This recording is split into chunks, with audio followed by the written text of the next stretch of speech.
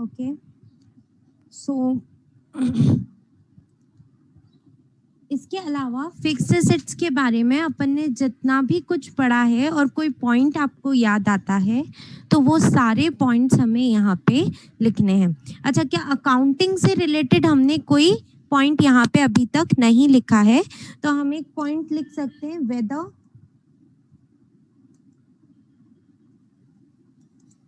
Accounting is properly done और not. ये भी ऑडिटर को चेक करना होता है। इसका अर्थमेटिकल एक्यूरेसी, जो मैंने आपको बताया कि आप हर जगह पे लिख सकते हैं।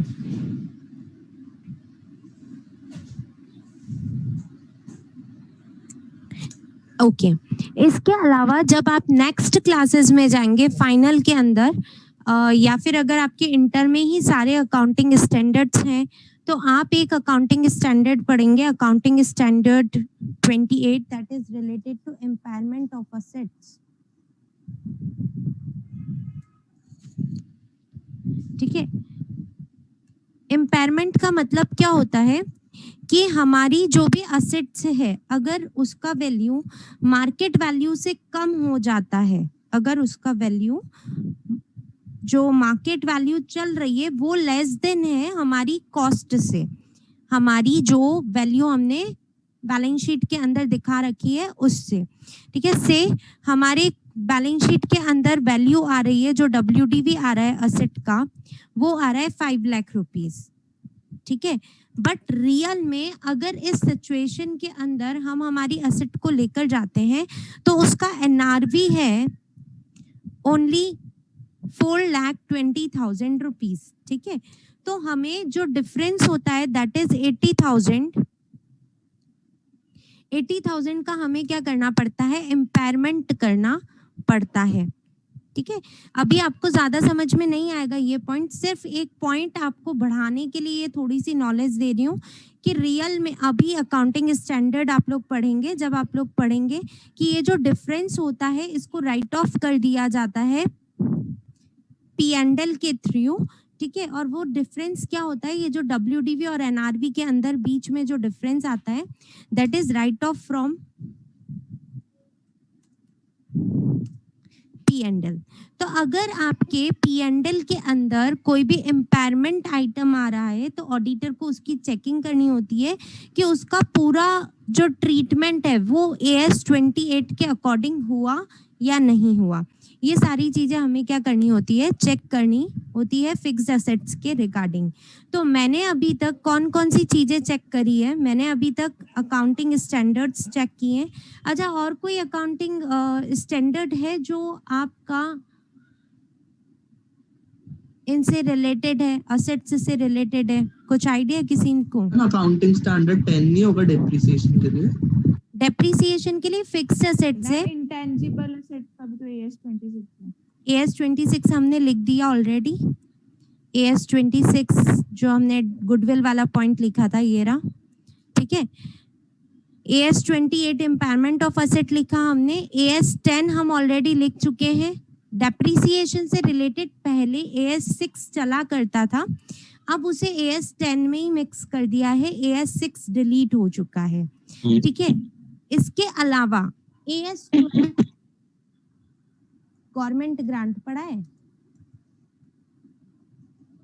यस, वहां पे असेट्स के बारे में क्या पढ़ा है आप लोगों ने कि अगर आपको असेट्स से रिलेटेड कोई भी, अच्छा AS पढ़े या नहीं पढ़े, क्योंकि मैं जितना आपको इन डेप्थ लेके जाऊंगी आपको फिर कुछ समझ नहीं आएगा। हाँ, नो मैम, अभी नहीं पढ़े हमने। अच्छा अभी नहीं पढ़े। AS 26 ये 12th में था। अच्छा, AS 26 वो 12th में पार्टनरशिप के अंदर आ गया था थोड़ा सा। अच्छा, थोड़ी सी नॉलेज दे देती हूँ। एक AS 12 है जो गवर्नमेंट ग्रांट से रिलेटेड है। गवर्नमेंट ग्रांट का मतलब जो गवर्नमेंट हमें पैसा देती है, गवर्नमेंट हमें फिक्स एसेट्स परचेज करने के लिए भी पैसे देती है अगर हम उनकी कंडीशंस फुलफिल करते हैं तो। ठीक है, तो से फिक्स एसेट्स थी हमारी 15 लाख की। ठीक है, हमने गवर्नमेंट की कंडीशंस फुलफिल करी तो गवर्नमेंट ने हमें ग्रांट दी है इस असेट को परचेज करने के लिए हमें ग्रांट दी है 12 लाख की, ठीक है। तो AS 12 डील करता है गवर्नमेंट ग्रांट के साथ में कि गवर्नमेंट जब भी आपको ग्रांट देती है तो इस ग्रांट का आपको ट्रीटमेंट कैसे करना है, इसका अकाउंटिंग आपको कैसे करना है, क्योंकि ये फिक्स एसेट्स के रेस्पेक्ट में है तो फिक्स एसेट की चेकिंग में ये भी AS एप्लीकेबल होगा और ऑडिटर को इसका ध्यान रखना पड़ेगा। तो ये AS कहता है कि अगर आपको फिक्स एसेट्स के लिए कोई पैसा मिलता है, कोई ग्रांट मिलता है, तो आपको क्या करना चाहिए, फिक्स एसेट की कॉस्ट में से जितना ग्रांट आपको मिल गया उसको लेस कर दो, क्योंकि ये पैसा तो आपके पास से लगा नहीं है, ये आपकी कॉस्ट नहीं है। तो अब जो वैल्यू आता है उसी पे आपको बैलेंस शीट के अंदर असेट को शो करना है। मींस कि 3 लाख रुपए के ऊपर आप असेट को बैलेंस शीट में शो करोगे, आप असेट को 15 लाख के ऊपर बैलेंस शीट में शो नहीं कर सकते हो, ठीक है। अब डेप्रीसिएशन भी आप कितने रुपए पे लगाओगे, डेप्रीसिएशन भी आपको 3 लाख पे ही लगाना पड़ेगा। जितना भी रेट है 10%, 15%, जो भी रेट आपका लग रहा है वो आप 3 लाख के ऊपर से स्टार्ट करोगे, 15 लाख से आप स्टार्ट नहीं करोगे। अगर मान लो आपको पूरा का पूरा ही 15 लाख रुपए गवर्नमेंट ने दे दिया तो ये AS हमें कहता है कि इस फिक्स असेट को आप नेग्लिजिबल वैल्यू पे दिखाओगे। मींस 2 रुपए, 3 रुपए, 10 रुपए, इतने ही रुपए पे आप दिखाओगे ताकि आपके इन्वेस्टर्स को ये पता रहे कि यस आपके यहाँ पे एक फिक्स एसेट एग्जिस्टेंस में है जिसके लिए गवर्नमेंट ग्रांट मिल गया है, और कितने रुपए गवर्नमेंट मिला, ग्रांट मिला, क्या मिला, ये सारी चीजें आपको डिस्क्लोज करनी होती है। तो ऑडिटर को ये सारी चीजें भी यहाँ पे चेक करनी है। समझ में आया थोड़ा बहुत? और फिर मैम ये जो आपने बताया 2 रुपए 10 रुपए इन पर रिकॉर्ड, फिर उन पे डेप्रिसिएशन में लगाता हूँ इतने से वैल्यू? नहीं, इस पे कोई डेप्रिसिएशन नहीं लगता, ठीक है। वो सिर्फ इस नॉमिनल वैल्यू पे चलती रहेगी। जैसे 10 रुपए पे लिखा तो जब तक उसका लाइफ है, जैसे 10 सालों तक उसका लाइफ है तो 10 सालों तक 10 रुपए पे चलती रहेगी।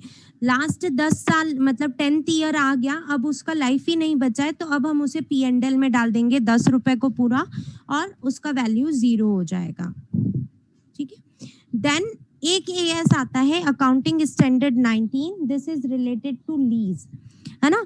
अब हमें अगर नॉलेज नहीं है लीज की तो हम ऑब्वियसली केवल इसके लिए तो पढ़ने जाएंगे नहीं, तो केवल एक लाइन लिख करके आ जाओ कि लीज अकाउंटिंग स्टैंडर्ड की एप्लीकेबिलिटी होती है, तो ऑडिटर को इसके प्रोविजंस भी क्या करने चाहिए, ध्यान में रखने चाहिए। गवर्नमेंट ग्रांट तो एक्चुअली आप 100% पढ़ोगे ही पढ़ोगे, इसलिए मैंने आपको थोड़ा बहुत समझा दिया। लीज आप लोग शायद ही पढ़ोगे इंटर के अंदर, है ना, इसलिए मैं आपको कुछ नहीं बता रही। बट AS याद रखना, कौन कौन से AS अकाउंट फिक्स एसेट्स पे अप्लाई होते हैं। AS 10, AS 12, AS 19, AS 26 and AS 28। 5 AS है जो अकाउंटिंग स्टैंडर्ड हमारे एप्लीकेबल होते हैं फिक्स्ड असेट्स के ऊपर, ठीक है। तो ये सारी AS आप लोगों को लिख करके आने हैं एग्जाम में। अच्छा, लॉ के अंदर कुछ पढ़ा है फिक्स एसेट्स से रिलेटेड?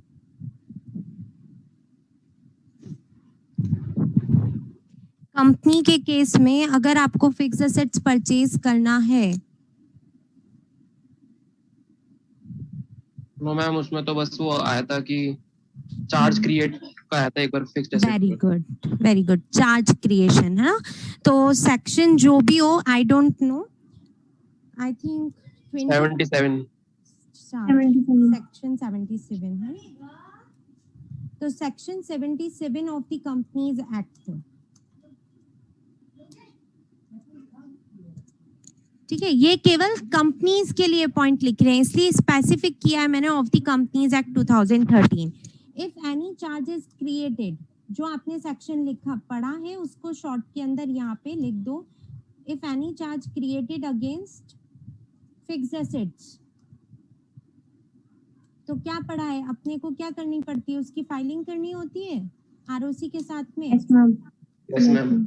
ROC फाइलिंग होगी कितने दिन के अंदर, विद इन 30 डेज। 30 डेज। कौन से फॉर्म के अंदर होती है?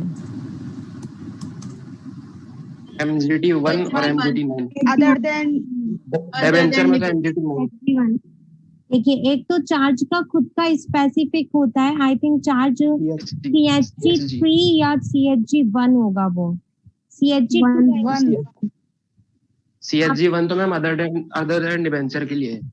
ओके, तो CHG2 और 3 है ना? CHG2 एंड CHG, आप लोग ये चीज चेक कर लेना आपके लॉ से कि कौन सा CHG जाता है। CHG जरूर जाता है, मुझे इतना पता है ना। तो जो भी चार्ज का आपका जाता है फॉर्म CHG2, 3 और 4, चार्ज क्रिएशन के लिए, और वापस से चार्ज जब उतर जाता है हमारे ऊपर से, यानी कि हम लोन का पूरा रीपेमेंट कर देते हैं, तो चार्ज हमारा खत्म हो गया, तो उसके लिए जो फॉर्म्स जाते हैं, वो फॉर्म ऑडिटर को क्या करना चाहिए, चेक करना चाहिए। ठीक है, कि टाइमली आपने फाइल किया या नहीं किया, चार्ज क्रिएशन हुआ या नहीं हुआ, और चार्ज वेव हुआ या नहीं हुआ। ये 3 चीजें आपको कंपनीज एक्ट के अकॉर्डिंग चेक करनी होती है एक ऑडिटर को, अगर वो कंपनीज की ऑडिट करने जा रहा है तो। ओके, अच्छा, अगर आपकी इनटेंजिबल इमूवेबल असेट्स है, मैम टाइम हो गया। हाँ, जस्ट लास्ट पॉइंट है ये। अगर आपकी इमूवेबल असेट्स है तो इसके ऊपर क्या डेप्रिसिएशन लगता है? लाइक इमूवेबल असेट में लैंड बोल रही हूँ मैं ओनली। मैम तो ऑडिटर को ये check ma'am just land appreciate होती है ना, लैंड तो एप्रिशिएट होती लैंड बहुत ही रेयर केस में डेप्रिशिएट होती है। उसका एक ही रीजन हो सकता है कि उसकी परमानेंट वैल्यू डिक्रीज हो गई है। वही तो बोल रहे हैं। हाँ, only in that case land आपकी डेप्रिशिएट होगी।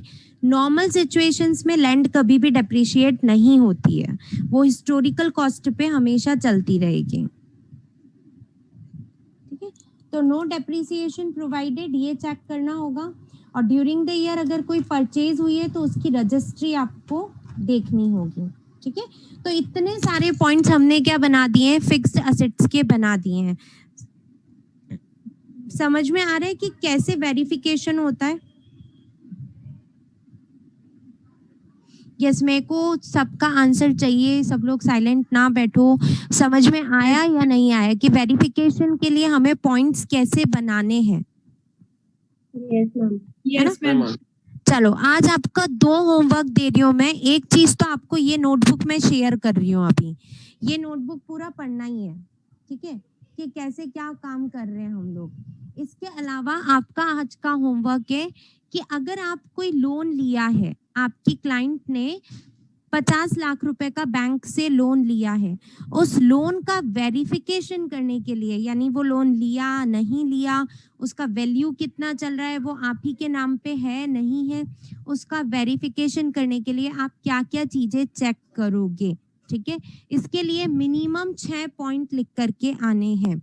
फर्स्ट, लोन के लिए लिख कर आओगे। सेकंड, क्लोजिंग स्टॉक का वेरिफिकेशन करते टाइम पे आप क्या क्या चीजें चेक करोगे। ठीक है, पॉइंट्स में कुछ बता देती हूँ। अकाउंटिंग पॉलिसी के बारे में सोचना, weighted average valuation of stock के बारे में सोचना, कंजर्वेटिज्म कॉन्सेप्ट के बारे में सोचना।